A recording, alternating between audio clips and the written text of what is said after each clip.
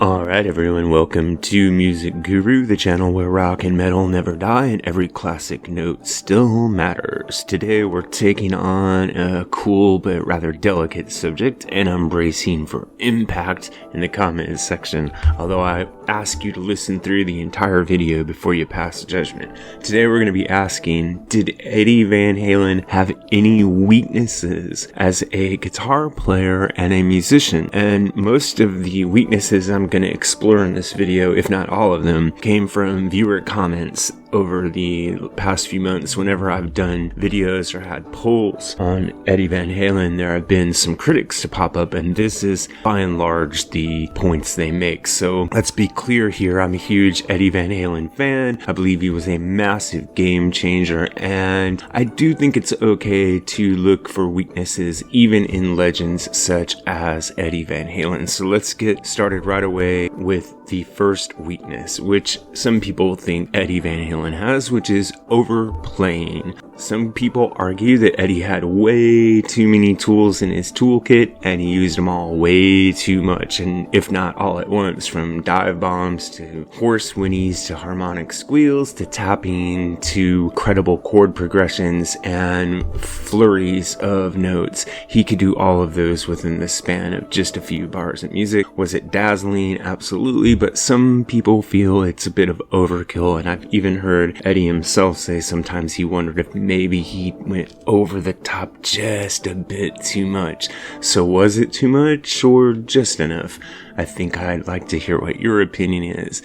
The second criticism channel viewers have put forward about Eddie is his over-reliance on tapping, and one of my channel viewers in fact commented tappity tap as though that's basically all Eddie knew how to do. So tapping may have put Eddie on the map and made millions of people pick up guitars and, hundreds of millions of jaws drop. But once his trademark was established, he kept doing it a lot. In fact, every time he soloed practically, he threw in at least a little bit of tapping, and for some people this can get to be too much of a good thing. So do you think that Eddie leaned a bit too hard on his tapping, or do you think he was just trying to satisfy his fans? Let's listen in here to something that Steve Vai had to say about Eddie Van Halen and tapping, and I pretty much agree with what you're going to hear.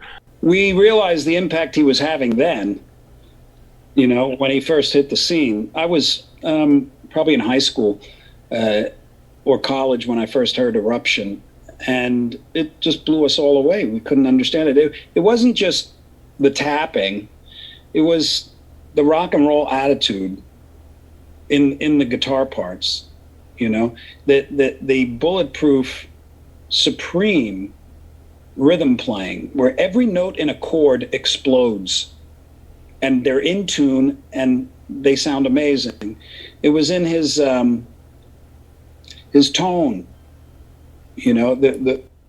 So as Steve Vai mentions there, Eddie was a lot more than his tapping. He had a way of making his guitar speak, and he had a way with chords, he had a way with rhythm, he had a way with songwriting, and I think he also was a great innovator in terms of creating gear. But not everybody feels that way, and that brings me to my third criticism I've heard from channel viewers, which is that Eddie has a really funky or loose sense of rhythm that bothers them. Now, I like Eddie's groove, and most Van Halen fans do, but there are some people who feel like he should have been tighter in the pocket, he should have been a little bit more of a crisp player.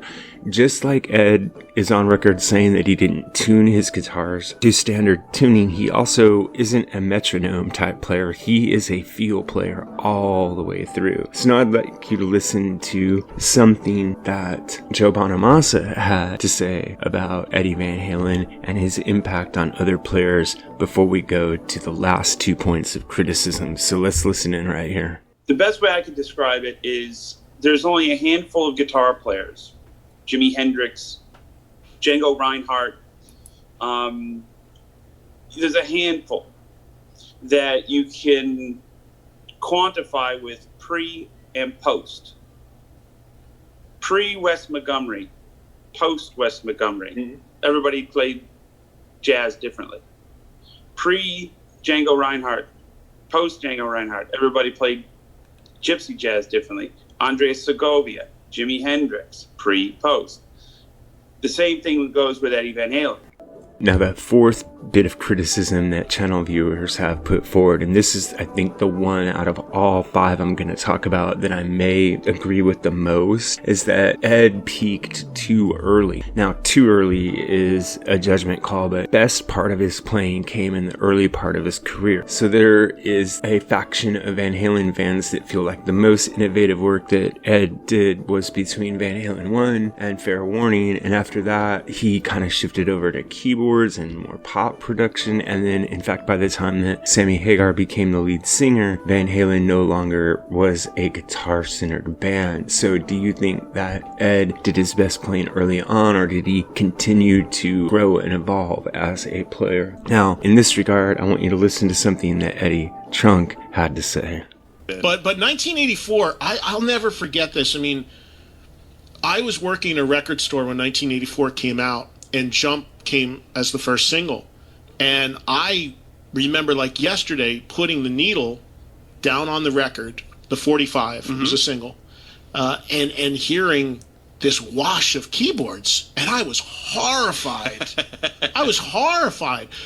My final criticism that I saw from channel viewers is that even though Ed is a tremendous technical player, he's actually pretty basic when it comes to music theory. Now, I'm not a schooled musician, I'm a hobbyist, so I wouldn't really know if this is the case from a book music point of view, but I've heard people say that, Ed's a field player, he doesn't know any theory, he's not very harmonically complex compared to someone like a Steve Vai or, a Buckethead, and he was very simple. He remained rooted in pentatonic scales, and he used his tapping to, kind of almost fake his way through a neoclassical type feeling and technique. And then others argue that, his simplicity and his rock and roll roots and his bluesiness is part of what made his playing so raw and emotional and addictive and contagious. I would tend to go with the latter. I don't think that it matters how theoretically complex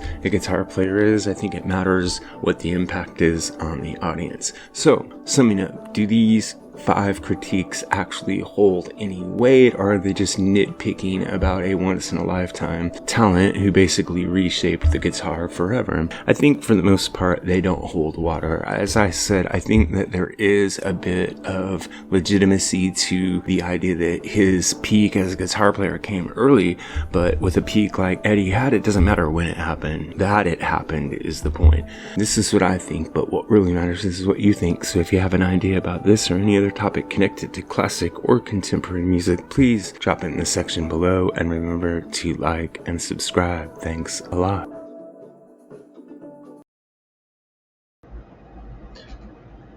Music Guru here, asking you to help us on our march to 10,000 subscribers.